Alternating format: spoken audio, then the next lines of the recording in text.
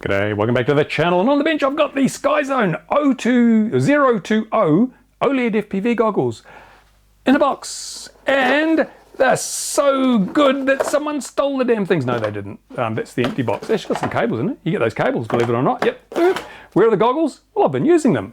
This is one of those reviews I was talking about where I've been using this product for quite a while now. And it's just as well I did choose to use this product for a while, because my first impressions were somewhat wrong. And so I'm not going to give you some misinformation based on a quick unboxing and a couple of seconds on the bench. No, this is a more in-depth evaluation of a product that has some, you may like it, you may not like it, you may like it. It's very difficult. These are also very difficult reviews because I'm talking FPV goggles, and some people like one thing, some people like something else. Some people have a certain shaped face, other people have a different shaped face. It's really hard for me to tell you these are the best goggles for you. I can only tell you what my experiences are. So it's important my experiences are diverse enough to give you, the pros and cons. And that's I've been using them for weeks now. Now, my daily drive has been my Skyzone O4X goggles, and I love these. These are still my daily drive. These are still the best goggles I have, bar none. I would use these ahead of the DJI digital goggles for analog stuff every damn time. For reasons I've explained in my review of those goggles. Go and search that on the channel if you want to find it. But what I'm reviewing today are these Skyzone goggles. Yes, they are Skyzone goggles.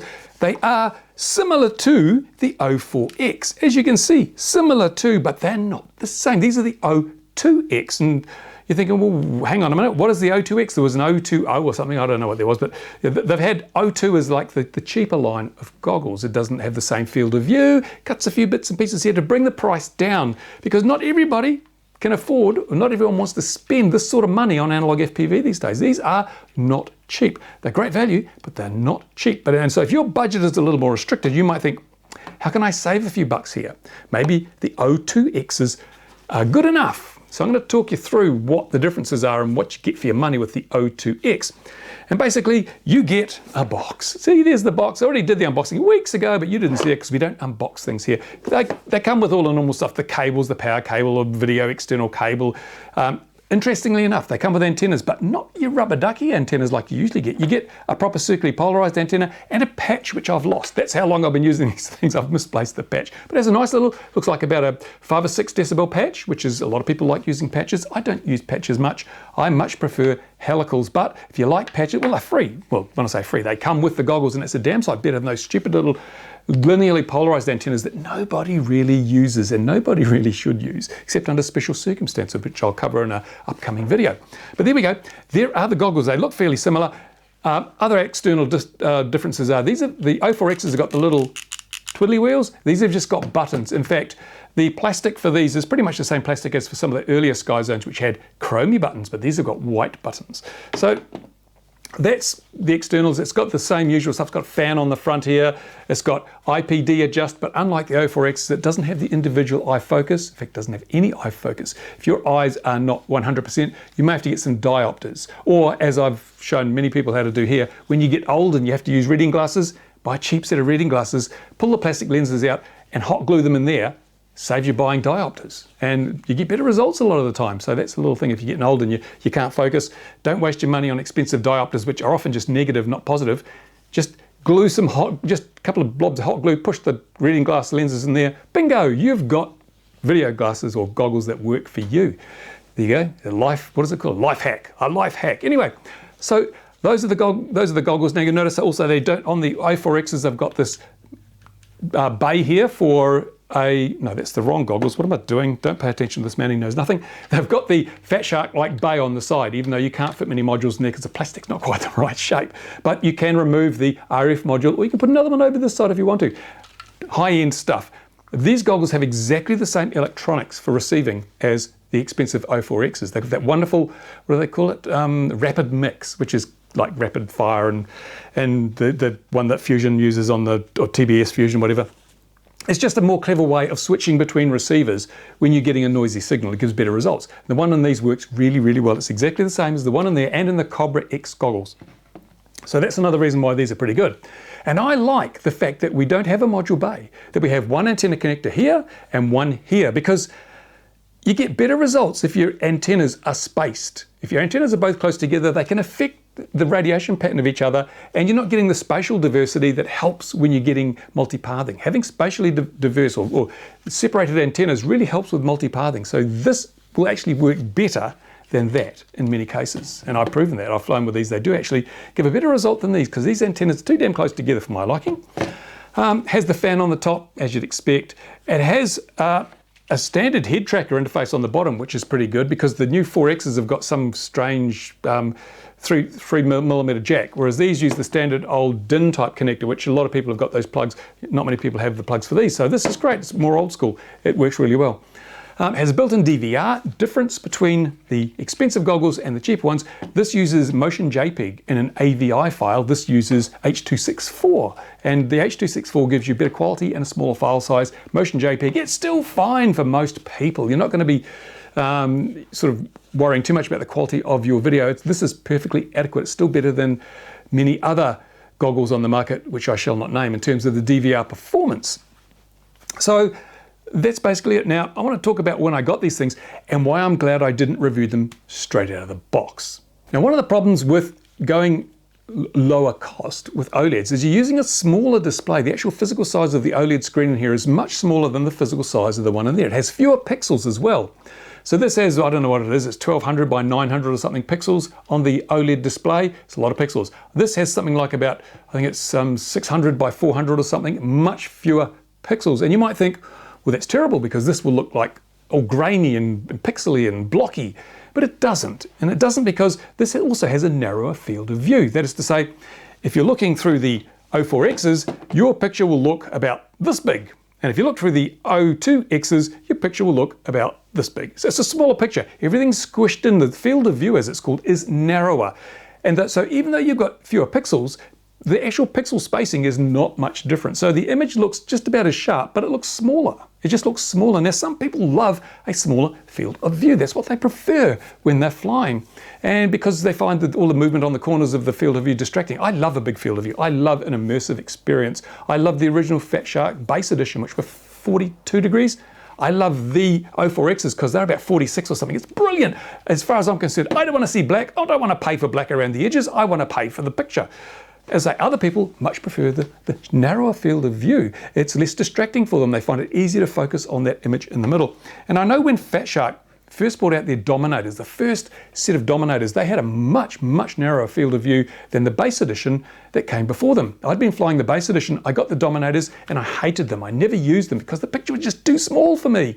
It was much better in every other regard, but it was just, I just didn't have that immersive experience. That I didn't feel like I was part of the machine. So I used my base editions and I gave the dominators away because they just weren't for me. Yet I know another chap who looked through all the goggles and said, I like the dominators. And he wanted the dominators because he wanted that smaller field of view. Now, these are the subjective things that I can't say this is better for you or worse. You've got to see this for yourself, which is why I keep all these goggles here. And when people come from all over the world sometimes, I say, hey, try them out. See which one you like the most. Put them on. And that is, hopefully, if you belong to a club or you know some other people that fly, that's what I recommend you do. Whenever you can, try out other people's goggles. Try the HD02s, try the Orcas, try the Skyzone 4Xs, and you will find out pretty quickly which one you prefer in terms of field of view and the vibrancy of the image and all that sort of stuff. And you can work out the costs accordingly. So the O2Xs have a narrower field of view, and that's immediately apparent if you change from these. But the really interesting thing is I flew with these for a week continuously, not continuously, but I used them as my goggles every day for a week, just to see how much I like them and if I could find anything wrong with them. This is the O2X as we're talking here. And I realized that after less than a day, I was used to the narrower field of view and it didn't worry me anymore. When I went back to these, it was still great to have the big field of view, but you adapt very quickly to a narrower field of view. So I could use these as my daily drive. If I couldn't afford these, I'd probably use these because they're just, the color, the OLED image is just brilliant. It's absolutely fantastic. The receivers are just brilliant, absolutely fantastic. And you know, the whole thing is a nice package. Now, the reason I say that I'm glad I didn't review this out of the box is because when I first tried these goggles out, I hated them. Because when you've got a tiny little OLED screen being magnified to be bigger in front of your eyes, it really puts a strain on the optics. And the optics in these are obviously nowhere near the same quality as the optics in these. And we're starting with a smaller screen. So what I found was wearing these, I got vignetting, quite noticeable vignetting of the image before my eyes. And you're asking, if some of you will say, what is vignetting? What is it? Well, this is vignetting. See around the corners of the screen? See it's dark here in the corners? I've done this with my video editor, but this is what it looked like looking through these goggles. And some people using HDO2s also complain about this. And the reason is that originally the little padded faceplate here was too thick and my eyes were too far away from the actual lens elements. So it was like the image was going down a tunnel. And if I pushed the goggles really hard against my face, it looked okay, but under normal operation, it had the vignetting. And then out of the blue, Skyzone sent me a package with some narrower, some thinner padded faceplates. And the vignetting disappeared. I've got the thinnest one on now, and it's still very comfortable, excellent light seal, but the vignetting is gone. And that means that these are the perfect backup for my daily drive. These are now really, really good goggles. I love them. The thing, of course, you're going to have to weigh up as a FPV flyer is these are still expensive. These are not cheap goggles. You can't get cheap OLED goggles because OLEDs are expensive. And also you're getting all the other goodness. The only real differences are the optics and the displays. Same electronics pretty much in here, perhaps apart from the DVR as well. So you have to realize that these are still a pretty top-end goggle. So they're not as cheap as many of the LCD options that may have a bigger field of view and other things you might like, but they are still damn good FPV goggles. And yeah, it's a shame I can't actually put them on your face. Try that. No, it won't work. So what would I say? Well, you have to make the decision. Now, if you have the money, there's no question about it, go for the O4X. Go for the O4X because they are just the best experience there is in the analog world. And of course, they've got HDMI input. So if you're running Fat Shark, bingo, away you go. You can just plug in there. You can still run digital and you'll get that 42-degree field of view and all the other benefits this thing offers. So if you're a Fat Shark user, I'd say, to be totally honest, I've got to be brutal about this. This is nowhere near as good as this. I will be putting the Fat Shark digital module on my Skyzones because they're just a better goggle. They really are. Sorry, Fat Shark, but that's the way it is. Skyzones are a better goggle than the HDO2s and certainly a better goggle than the ones that I'm using here.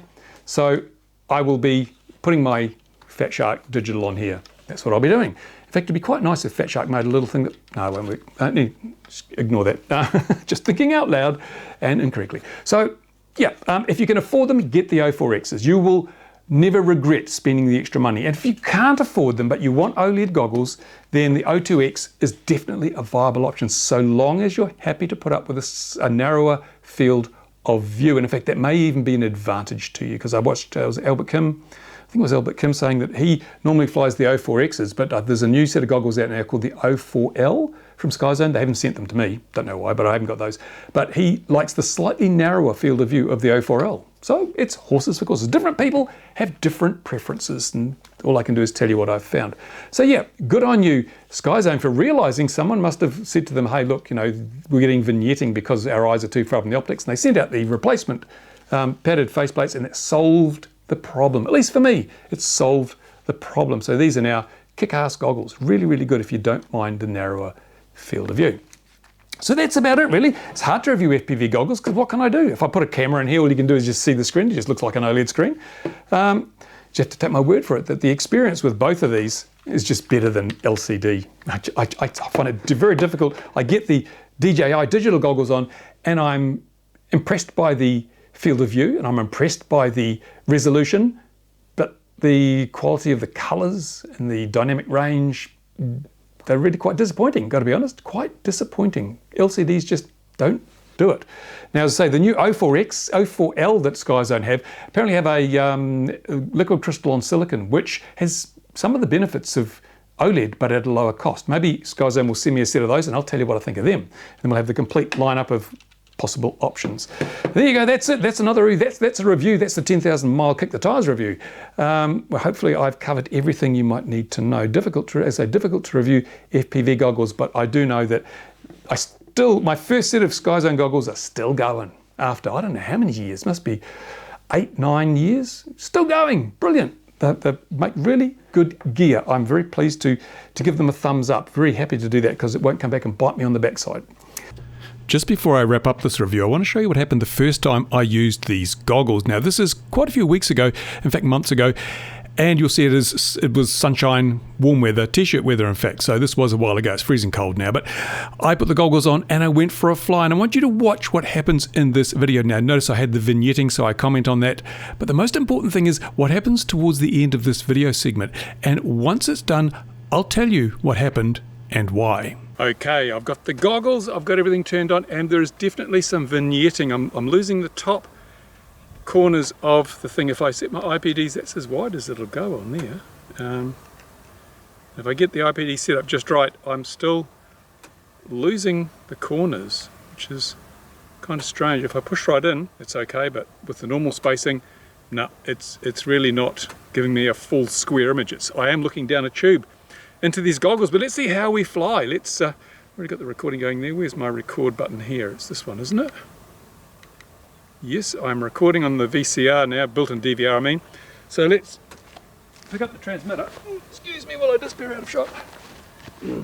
And let's have a fly. I'll tell you as I'm flying what I think of the results. Now one thing I've noticed immediately is, unlike the O4Xs, you can't just drop these on your face. I love the O4Xs because they just fall on your face and you don't have to mess around lining them up. But because we're looking through a tube here, it's a little bit harder to get them lined up. But let's see how they perform. Now, notice it comes with this. These are the antennas that come with it. This is a standard circularly polarized. This is a patch, comes with the goggles. But as you can see, the patch points out to the side. That's one of the things you have to remember, to turn your head so that you're sort of looking in the right, or you're looking away from the model with the patch exposed to it. But let's go, let's do some flying. Oh yeah, the picture is of course like OLED, as you'd expect. The picture is very nice. It's brilliantly clear. In fact, yeah, no, this is eminently flyable. I'm impressed. I'm always impressed. And because it's a smaller picture, it seems much sharper than the O4Xs. You know, the O4X, because it's got the wide field of view, makes things look a little bit soft. But this looks really sharp, and I'm getting no breakup. Turn my head a bit. No breakup way down here close to the ground. These receivers in these goggles are fantastic. They are the best receivers I have used in any goggles. I'm going to get an RSSI warning long before I get a lack of video here. But just to make sure, I'll just put my antenna up on the transmitter because I forgot to do that. Right, so yeah, no, this is, I'm getting such a, ooh, what's that mean? What's that? Oh, I don't know why this is beeping. I better come back. There's no alarm showing. Why is it beeping? I charged, oh, goggle battery, oh. It's turned off. RF signal. It's turned off. I'm going to have to go and find the quad. Okay, so what happened there? It looked like the goggle battery had gone flat perhaps.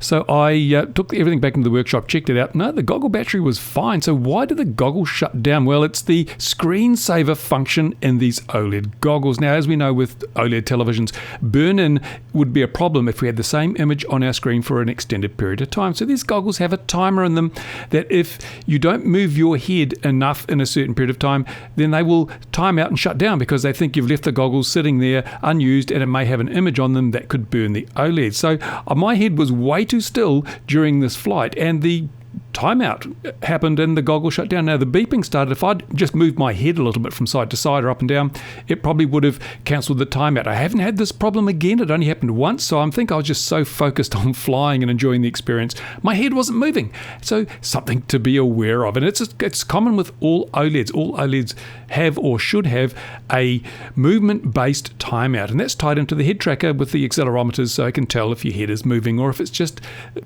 your goggles are just sitting on the ground. So something I learned on my very first flight with these goggles, and something to be aware of. And again, you'll notice I was talking about the vignetting because if I'd just rushed this review out, I'd have said these goggles are crap. There's too much vignetting. It's like looking down a tube.